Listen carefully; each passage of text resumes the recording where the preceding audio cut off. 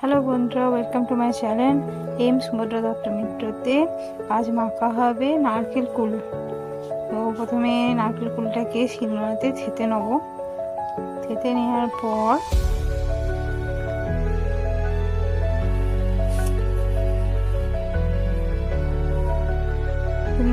এই যে কাঁচা লঙ্কা নিয়ে ভালো করে শিলনোড়াতে বেটে নেবো।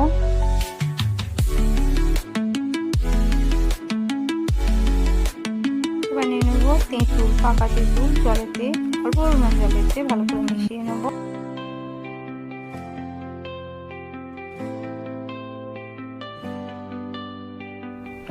এরপর এই যে কুলের মধ্যে কাঁচা লঙ্কা, তেঁতুল গোলা আর অল্প পরিমাণ নুন দেবো। আপনারা বিট লবণ দিতে পারেন এবং ধনে পাতাও দিতে পারেন, আমরা দিইনি। এবার দেবো কাঁচা তেল অল্প পরিমাণ।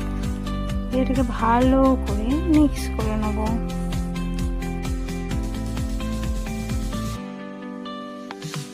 ভালো করে মিক্স করা হয়ে গেছে। এবার এটাকে 5 মিনিটের জন্য ঢেকে রেখে দেবো যাতে যে রেডি হয়ে গেছে খাবারের জন্য।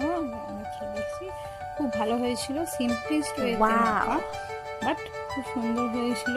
ভাই দেখা যাচ্ছে যান মেখে খেয়ে নিন ভালো।